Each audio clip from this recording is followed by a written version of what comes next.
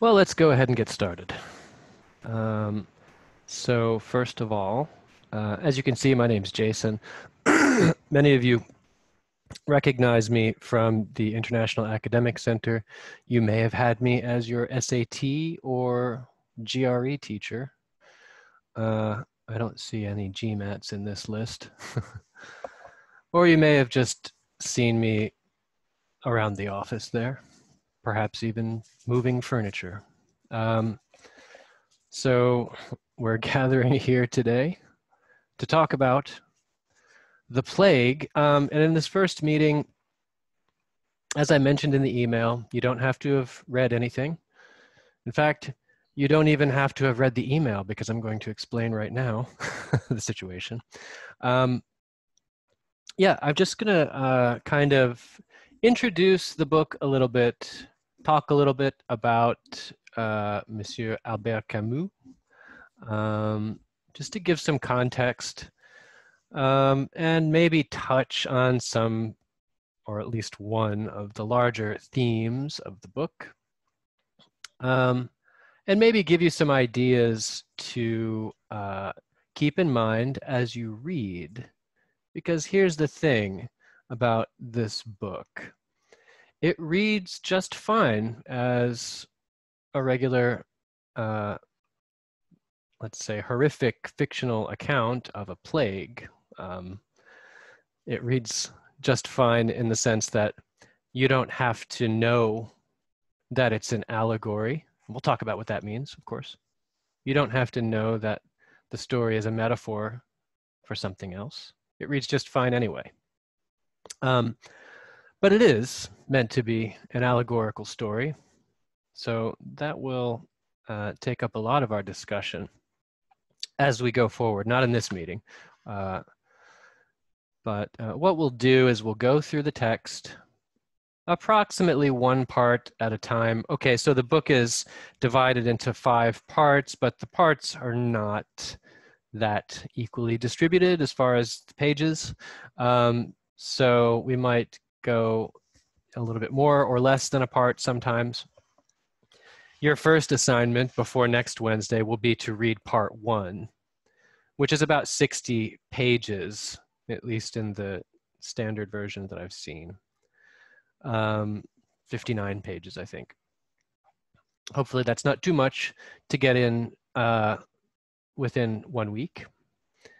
I'm also going to send you guys a study guide. It's got some, let's say, bird's eye view information on the story, including a list of characters, even some charts and how they're related, and brief discussions of some of the themes. So I mentioned this reads fine as a non-allegorical story, but what does it mean for it to be an allegory? Well, that means that, okay, look, there are stories out there that you can ask someone, well, what was it about? And then they answer you, and then that's the end of that. But other stories, you can ask another question, and that is, what is it really about? And that is, of course, what an allegory would be. It's about something else.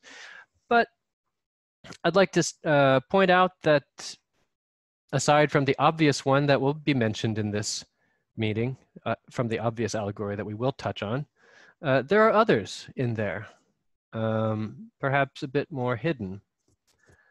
So I'm going to go ahead and share. I've put together just a little PowerPoint to kind of give us some inspiration.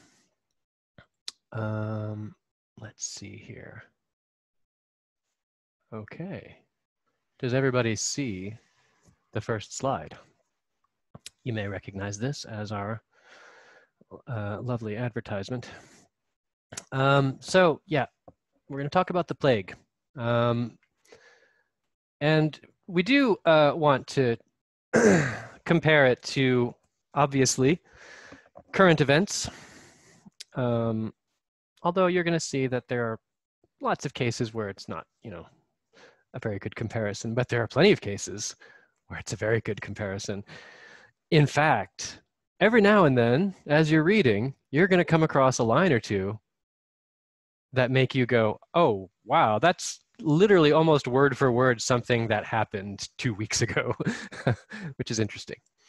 You know, things that people say or things that happen, some of them are an exact match. Others, not so much. Let's proceed here.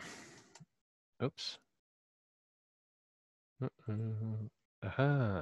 So here is the epigraph of the book. Now, we're not going to spend too much time on this. I know it looks a bit confusing. I wanted to just talk about it for 1 second before we go forward. This is in the opening of the book. It's the epigraph.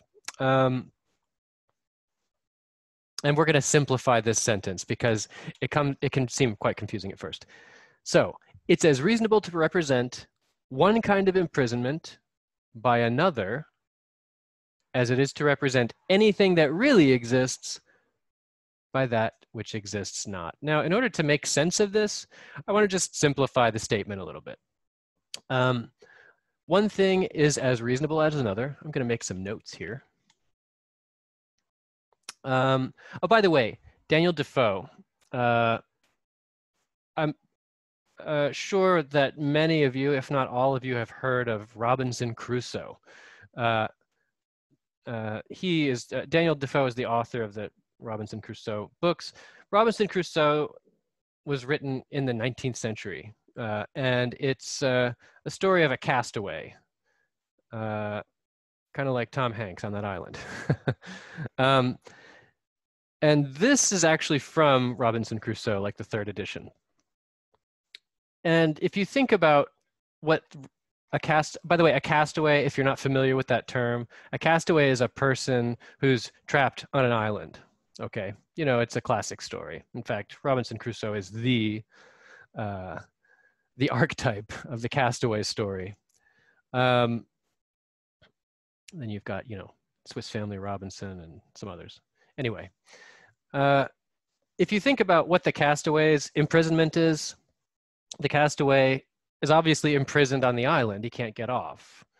So when you think about this in those terms, it's reasonable to represent my imprisonment on the island as it is reasonable to pretend that I am something else. Let's say, for example, the castaway decides to say, you know what?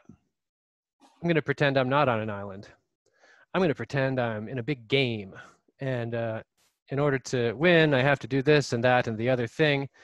And you could say maybe that is reasonable, or maybe it's not. The interesting thing about this statement is that it's open-ended. How reasonable is it? You've got 2 possibilities. It's either very reasonable or it's not reasonable. Actually, I shouldn't have even added the word very there. Maybe you've got all different gradations. Maybe it's somewhat reasonable. And maybe it's situational. Maybe there's a time to pretend that one kind of imprisonment is another kind of imprisonment. Or maybe there's never a right time to do that. Now, you might ask yourself, what does this have to do with the plague? Well, think about what might be the imprisonment of the plague. You have all kinds of things that come to mind. In fact, I'm pretty sure that everybody on right now, or most of you, have been here in Belgrade during the quarantine. So, you know, when there was curfew and all of that, a kind of imprisonment, right? That's one example. And you'll see that in the case of this novel, the imprisonment is quite a bit more harsh than anything that we've gone through. So there's one way, spoiler alert, one way in which our situation is not a match for the one in the novel, but you'll find places where it is a match in any case. So I just wanted to spend a second on this and see if we can make a little sense of it, because some people, when they read this epigraph at the beginning of the book, they say, oh man, what am I getting into?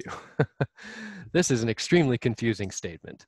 I always just use the kind of reductive reading strategy that I teach a lot of you in various classes and say, break it down into X is as reasonable as Y to start off with, where X is representing one kind of imprisonment by another. Maybe you're actually in prison and you say, no, I'm going to just pretend I'm in a game show. a really bad long game show. Actually, what's that movie? Anyone?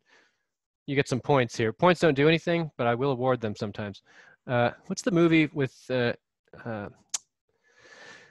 kid who's in a concentration? Okay, this is very dark. Kid's in a concentration camp, and he's being. Life is beautiful. Life is beautiful. Yes, life is beautiful. Very good. You get points, Milica. Congratulations. Keep track. I'll give you 500 points. Yeah, life is beautiful.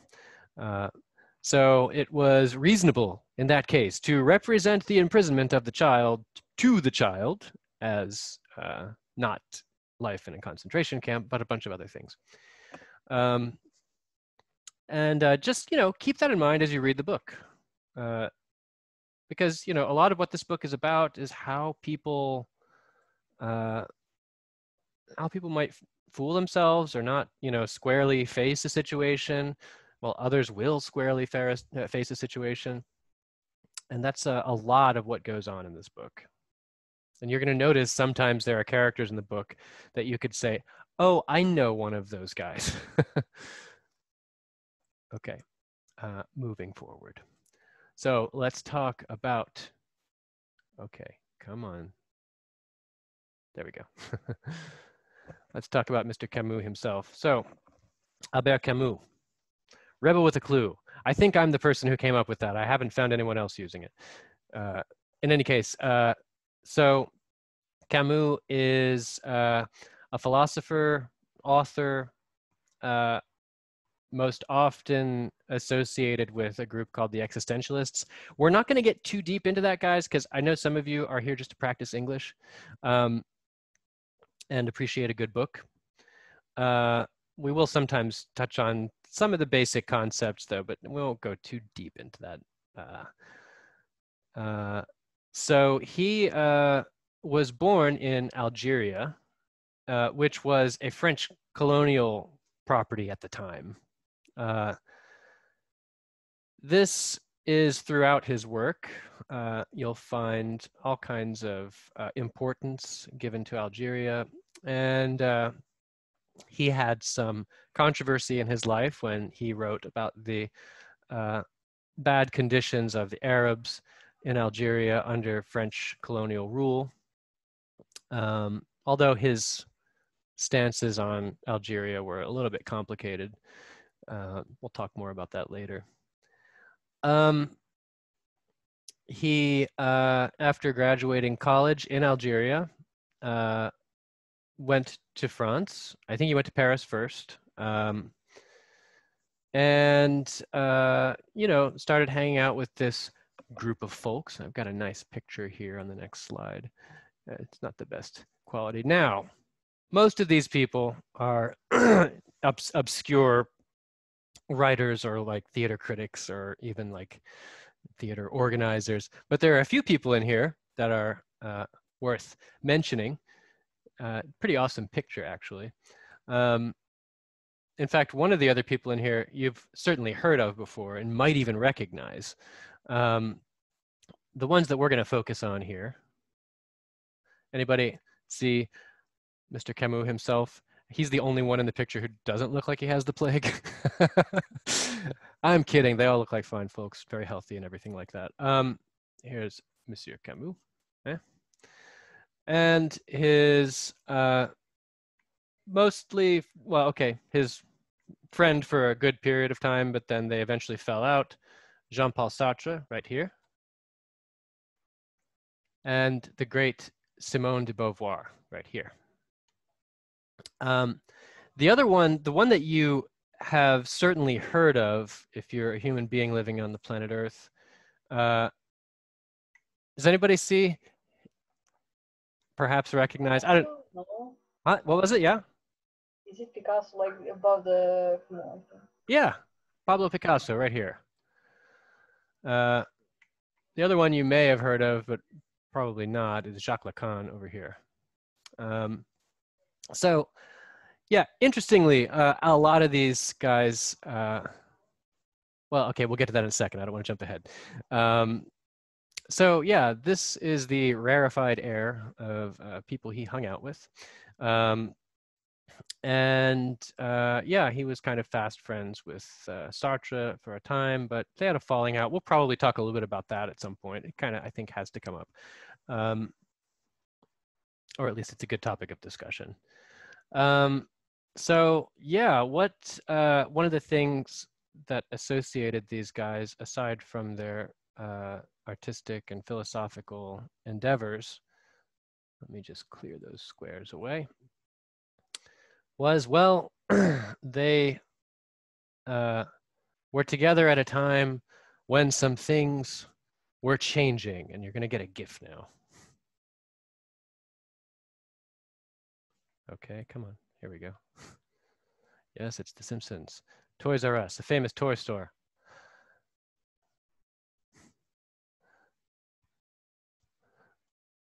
Okay, now you might wonder why on earth I would put this this GIF into the presentation. Well, the story of that episode of The Simpsons is only menially important to us. Basically, what we're meant to see here is that I'll give you the gist. The parents, the adults were, not all of the adults, but a group of adults were rebelling against the children. And so they were sabotaging everything that children love.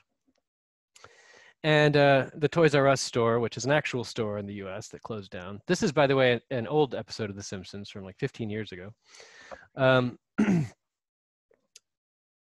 This has just recently been confirmed. Okay, so many people were haunted by this face that Milhouse makes here. Something about it just stuck with them. And it turns out that this picture is actually pretty amazing that they kept this hidden for so long. This picture is based on another picture that you may have seen before. It's based on this picture. This is a picture. It's called The Weeping Frenchman.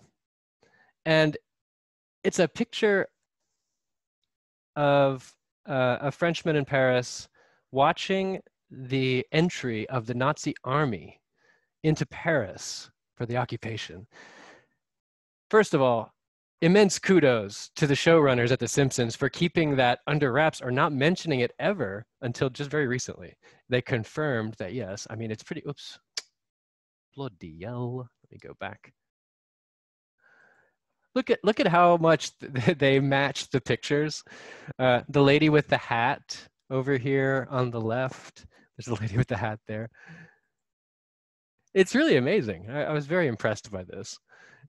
Yes, the haunting, impained, tortured face of poor Milhouse as he sees the Toys R Us are turned the right way around because it's supposed to be turned backwards. So yeah. The reason I bring this up is because a lot of those guys, they fought in the resistance against the Nazis, including Sartre, including Pablo Picasso. A number of people were resistance fighters, including Edith Piaf, the singer. Now, they didn't all necessarily, carry around Tommy machine guns and go shooting up the place. Josephine Baker, the African-American jazz legend, was spying for the resistance, going to embassies, including the Japanese embassy, as a cultural celebrity. All kinds of people were in the resistance movement. So that brings us to the main allegory of the plague. So you can probably already start to think about the parallels.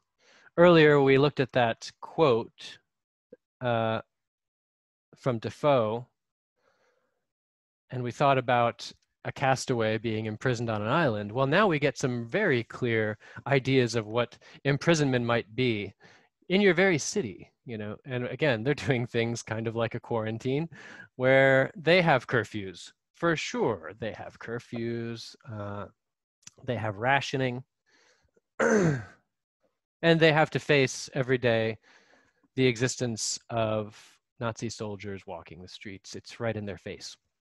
So you can, I think, probably pretty easily see the parallels between an occupation and a plague. Now, Camus, of course, confirms that, yes, this is a story that is certainly about the occupation, but he wants us to also know that that's not all it's about. And we won't get into that part yet. We'll talk about that later. But that's certainly the most obvious parallel. Okay. So yes, here's some resistance fighters. I just threw in a picture at random, looking very suave. Yes, so Camus was the editor for this newspaper, Combat. It was a banned news, like I said, not everybody was out there shooting up the place. It was a banned publication during the occupation, obviously, so it was obviously very dangerous to continue printing and distributing these publications. He was a journalist, by the way, for a couple of years before. Here's something you can kind of, I'll give you, not a spoiler, but something you can think about. When he married for the second time, we'll talk about that later, but he married for the second time and he went to Lyon in France. And then the occupation happened. Lyon was not immediately occupied, northern France was. And he wound up, okay, so the Allies attacked northern Africa in order to kind of get a foothold there. And so in order to stop the northern African flank, the Nazis occupied the whole of France at that point because they wanted to get the Mediterranean covered, right? At this point, there was no way for Camus to get back to his wife, who was in Algeria. And so he decides to stay and join the resistance. This is going to be another kind of theme. In fact, I was saying it's not a spoiler. In the first part, pay attention. Actually, I think maybe it's, okay, it's in the first or second part. I think it's the first part. You'll notice there's a character in there who has a similar situation. So you're going to find, there are little details in there that are taken right out of Camus' life. And there's a kind of question like which character is Camus, and there's different ways of talking about that. The character who has this situation that I just discussed is probably not the best representation of Camus in the novel, but he is certainly one representation. Okay, not to get too off track. So unfortunately, Camus' life ended abruptly in 1960 in a car wreck. It's an ironic death because one of the themes, and a theme that we're going to be certainly discussing, is the theme of absurdity. Now, if you guys don't know what that word means, don't worry, we're going to talk about it in just a sec. You could say that this sudden and obviously tragic end to his life was absurd for all of the efforts and plans and things that had gone into his life and how young he was, and to just suddenly lose such a great talent, and it left a big hole in a lot of people's lives. Nobody expects to die in a car wreck. This is the car in question, the Facel Vega. He was driving back from the countryside with his publisher. It's funny because he would make fun of his publisher's sort of disgusting chrome machines like this. He was not into these cars, despite what you may have heard. There seems to be a kind of legend that Camus was doing a sort of James Dean, like, standing on the roof with a beer. Okay, that's not the legend, but I'm exaggerating. No, he was not a fan of all this crap. He found it very crass. All that chrome you surround yourself with, he said to his publisher. His publisher had kind of adopted him in a way. I know he's a fully grown man, but his family, his publisher's family, kind of took him in. He had taken it a little rough. He was a pretty sensitive guy. Had taken it a little rough, his falling out with Sartre and his sort of public criticism, to which he wrote some defenses. There were a few critiques of the plague, coming from even Simone de Beauvoir. So, you've got to feel a little out of sorts when you're getting criticism from such people. He always felt a little bit out of place because as a French Algerian, okay, they were called pied noir, like Blackfoot, and it was kind of a derogatory term. He didn't come from a wealthy background. He went to a public school in Algeria, and when he was hanging around with all these, great thinkers, he always felt a little bit out of place. So, he felt pretty put upon by all the criticisms. He did respond to the most important ones. We're not going to get into detail about that right now, but because it would kind of involve knowing the story a bit first. So yeah, his death was absurd. So what is absurdity? Okay, let's talk about that. Absurdity. So you might know the use of that term as simply ridiculous, and that is a meaning of absurd. In fact, in conversational English, if you say, that's absurd, you're saying that's sort of crazy or silly. And that is one meaning. And we're not saying, wow, what a crazy death he had. Well, okay, kind of, actually, maybe even silly. But absurdism has to do with a kind of perspective, not to be confused with nihilism, that says that there isn't meaning. Now, there are different ways to think about absurdity. Let's take a look at the definition itself. So the quality or state of being ridiculous or wildly unreasonable. That's the base definition. The ridiculous, silly part is kind of the funny version, kind of like that picture we were just looking at a second ago. The wildly unreasonable part is, let's say that the universe doesn't fulfill our expectations kind of absurdity, is what Camus was on about. That, first of all, these were not religious folks. And, when you look into the universe and you kind of like have expectations about what your life means and what your efforts will come to. But if you think about it, thousands of years of written history, millions and billions of years of evolutionary history, but eventually the earth will be swallowed by the sun. And so what is the point? I know that sounds terribly depressing. Camus offers, ways out. I wouldn't say that it's as dreary as people want to think it is, this view anyway. But it basically says that, the universe isn't going to provide meaning for you. You need to make it yourself. So there's something heroic in there, right? This image, okay, we're not going to get into Sisyphus right now. You guys may have heard of Sisyphus, who was doomed in Greek mythology, was doomed to roll a rock up a hill repeatedly. Every time he gets to the top, it rolls back down.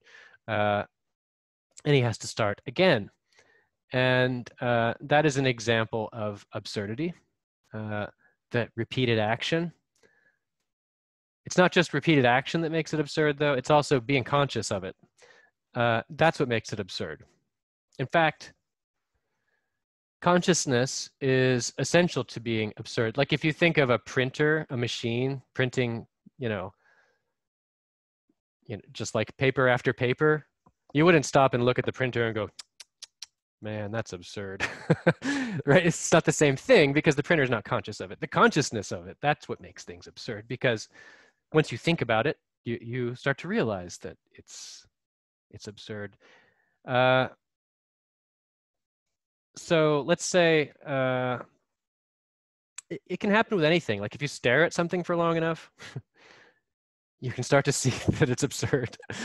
Or if you, okay, you know this old trick of taking a word, a simple word. For me, when I was a teenager, it was the word ballet. I don't know why. The word ballet, you just keep saying it over and over again, and it starts to sound ridiculous. And it starts to become decontextualized and weird and weirder and weirder. And that's also absurdity. The reason it becomes absurd is because you're conscious of it, right? When you're in it, when you're in the word, when you're in language, when you're in whatever it is, you're not thinking about it. And so it's not absurd. It's not absurd until you think about it. I like the example of someone arguing inside of a phone booth. We don't really have many of those these days. I have a couple of GIFs here. Okay, I couldn't find somebody actually arguing. So I picked some absurd pictures. When you think about somebody arguing with someone on the phone, or actually I had a pretty hilarious experience.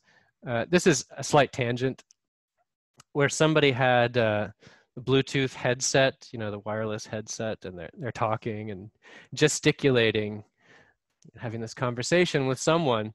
And not 20 feet away from that man, there was a homeless man who was clearly an alcoholic, clearly very drunk, who was doing the same kind of thing as the guy with the Bluetooth headset. They were both talking and gesticulating. Now, how's that for absurd? And it's funny because I'm sure the homeless man was having a more interesting conversation than the businessman. So yeah, to see the person in the phone booth arguing and getting emotional, it's absurd because you're not in it. And so those are other ways of thinking about absurdity.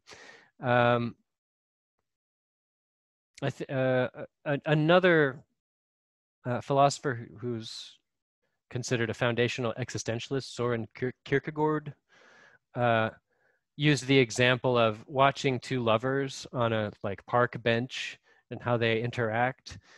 If you're not in it, if you just look, it just looks ridiculous. It looks absurd. Anyway, I just wanted to sort of get you thinking about absurdity, because aside from the extreme absurdity of natural calamities like plagues that make you unable to project into the future and either make you forget about the past or force you to live inside the past. You're going to see inside the book that's something that happens a lot. You can become a haunted person tied up in your memories. But there are other kinds of absurdity throughout the book as well, just strange behaviors, things that people do. And you don't have all of that person's context at first. Sometimes a person's behavior can seem strange to you. In fact, once you get to know something about their circumstances, it might make more sense. In any case, just an introduction to the absurd. What do we have next? So yeah, as you read through this book, and don't worry, you don't need any special philosophical training to read this. Camus is very straightforward and plain spoken, You might occasionally find a weird word. There are, you know, occasionally sort of archaic terms or archaic medical terms like buboes.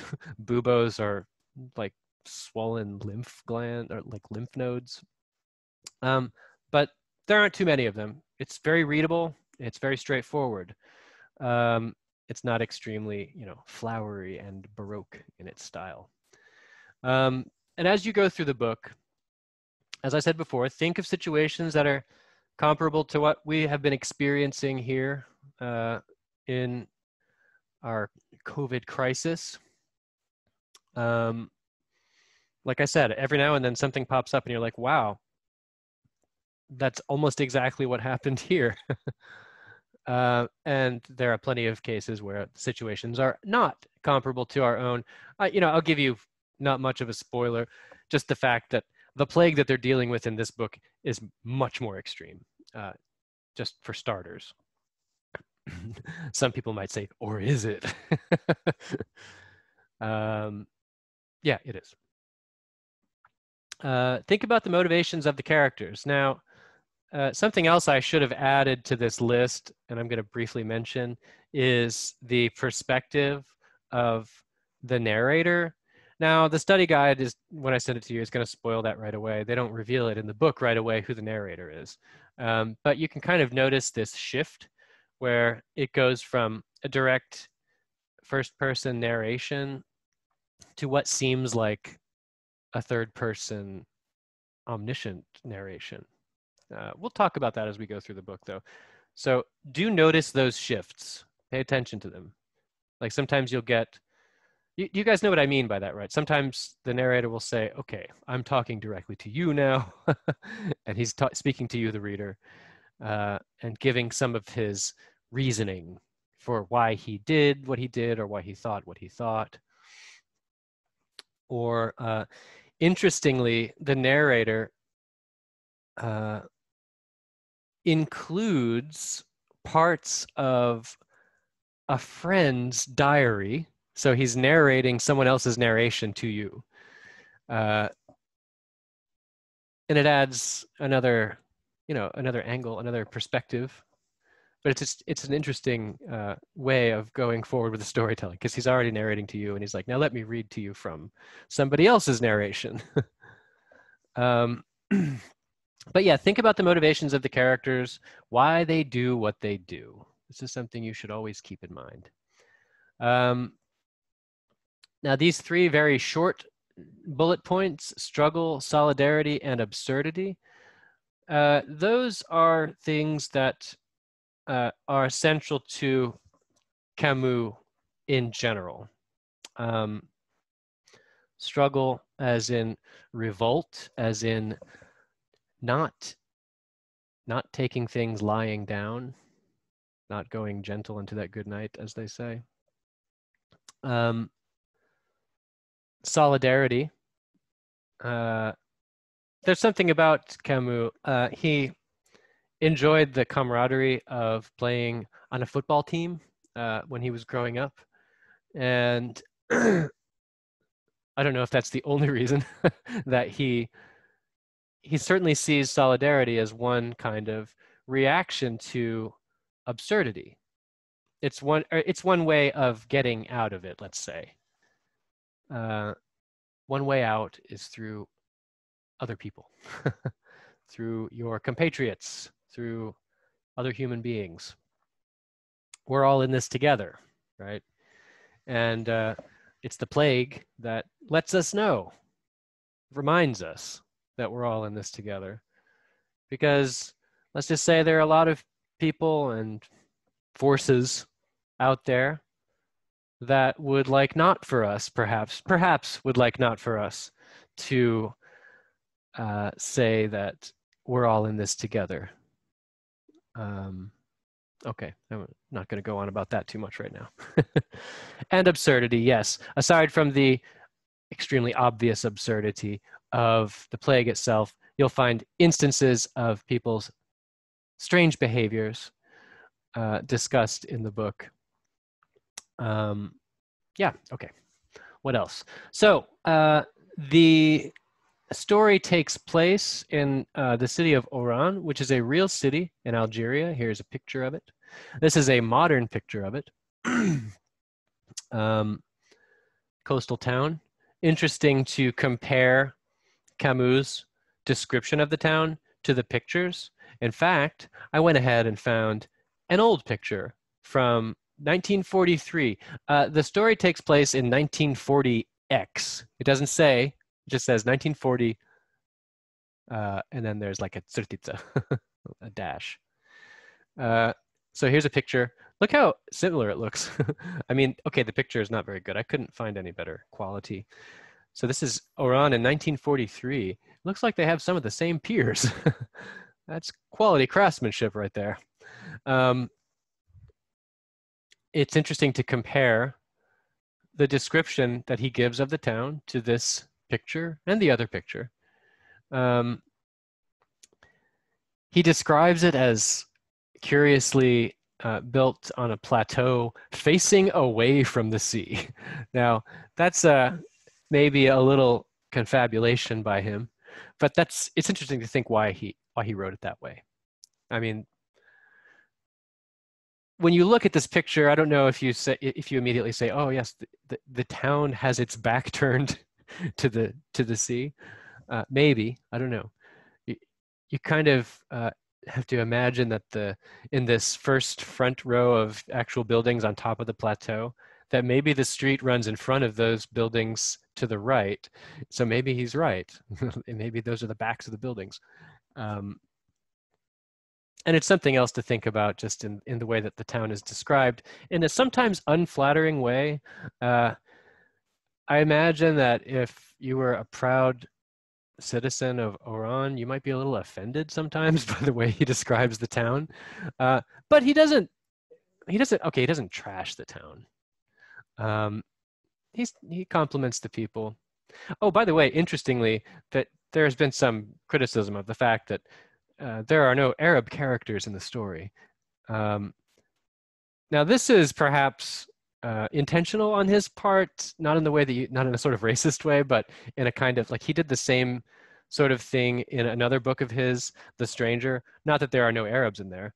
It's that a colonial subject murders an Arab in that other book on the beach and goes to trial for it, which would never happen. He was kind of commenting on that. In any case, this is a picture of, this is from around this, actually this is from even earlier. I couldn't find one from 1940s, but this is from the early 20th century, or maybe even the late 19th century. And this lion is described in the book.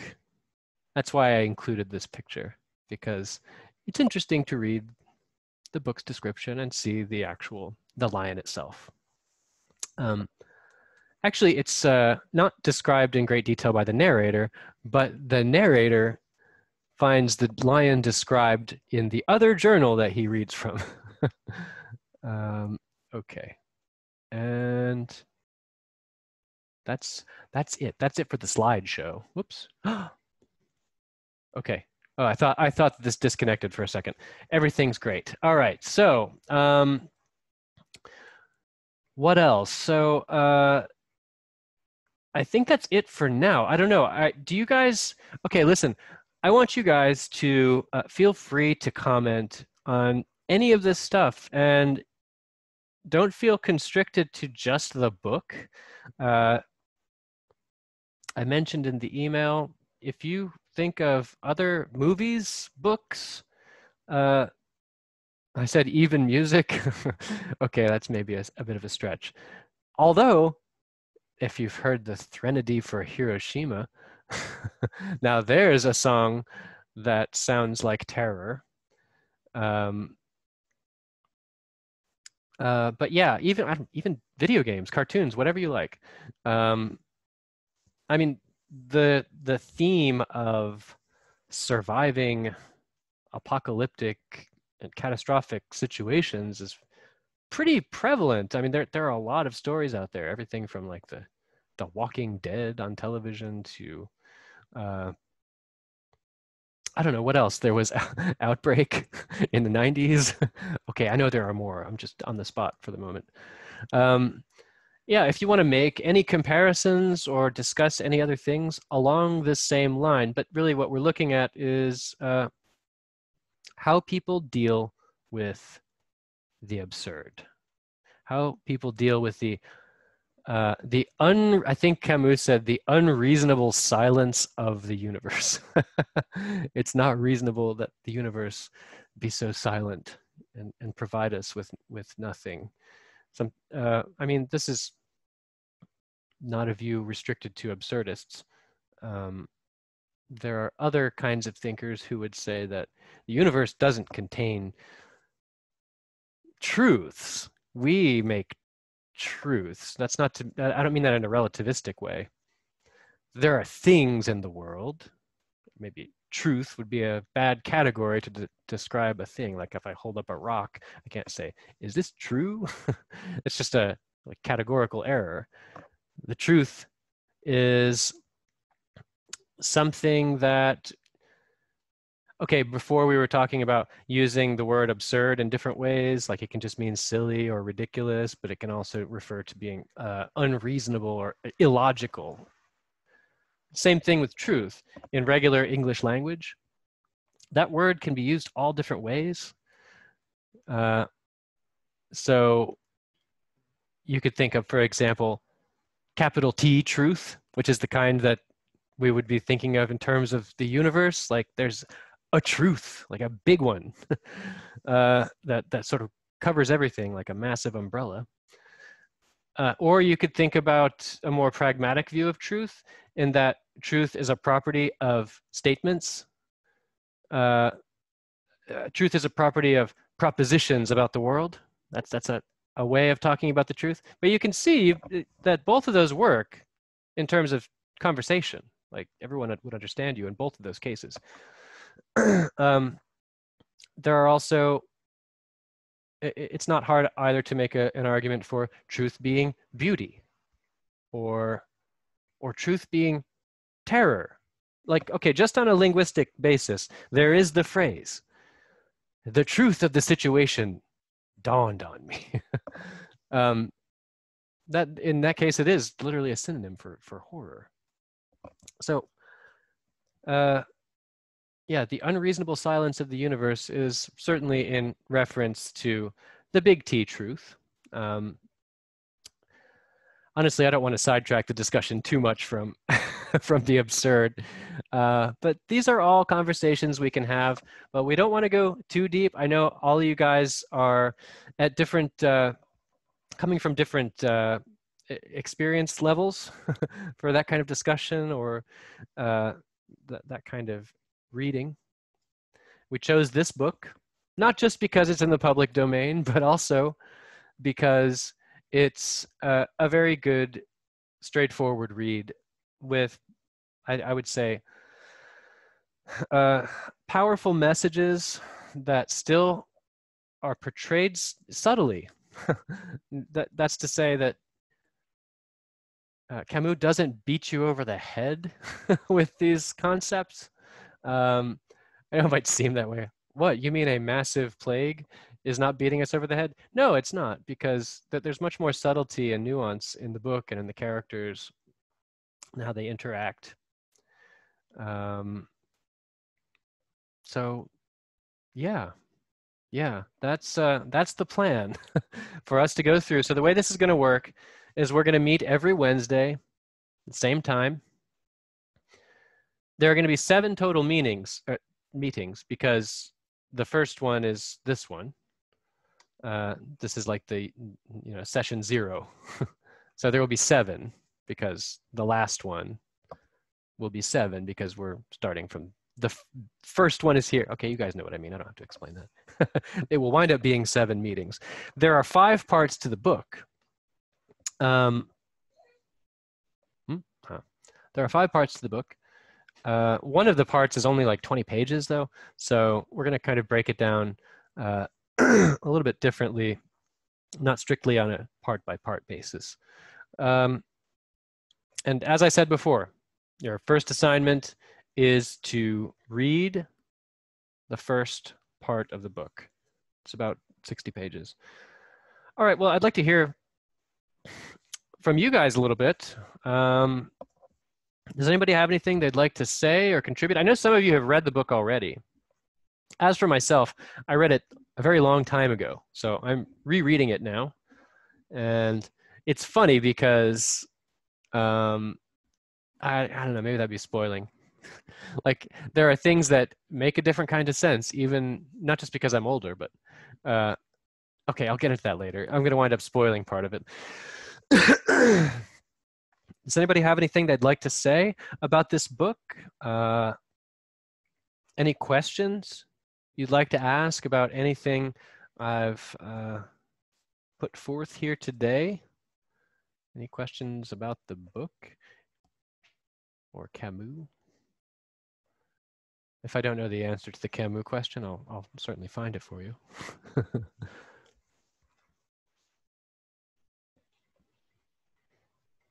Okay. Well, if nobody has any questions, I'll just kind of harken back to what I said earlier.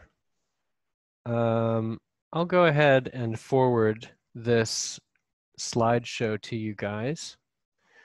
That way you can check out the bullet points that I put there. Even though I left off the bullet point about the author's perspective, just kind of mentally tag that one on. Okay, well, if nobody has any questions or comments, then I'm going to release you into the wild to read The Plague. And I would advise, making notes. If you have questions, one of the things we're going to do sometimes is pull out short passages and talk about what they mean, because you're going to notice okay, actually you might not notice when I say that there's a lot of subtlety and nuance in the novel. There are things that you won't. I'll give you a little spoiler. It's not a spoiler about the story. Notice a running theme of let's say cautious hesitation in the narrator, who frequently qualifies. By the way, qualify I mean limit. He frequently qualifies his statements, saying probably, likely, and has, let's say, a very cautious and squishy perspective. And it ties together with something else that we'll talk about, the insufficiency of language.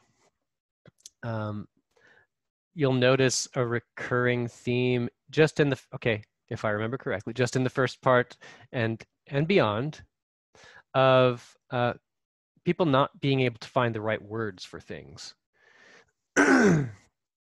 So I'll give you that little tidbit to carry forward as you read.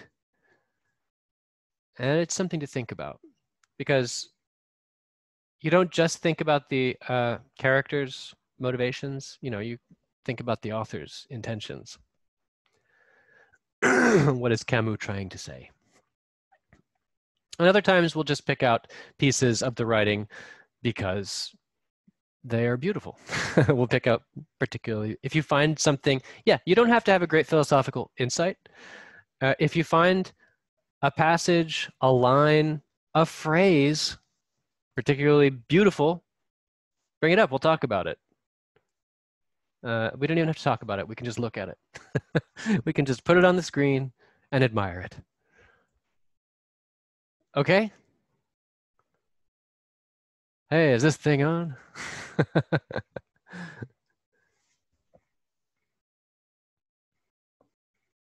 Okay, guys. Well, Okay. if I could at least get a hello and goodbye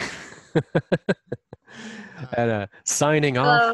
Hello. Hey, hi. Okay, well. Terrific, Jay. That was really good. Well, thank you so much. Oh, I really enjoyed it. What a wonderful evening. Thank you. Thanks. Me Okay. too. All right. I'm glad you guys enjoyed. We'll see you next. I made popcorn, and I've been enjoying this quite a lot, eating some popcorn. Aw, Quite cool. cool. I would make popcorn too, but then I would have to stop talking.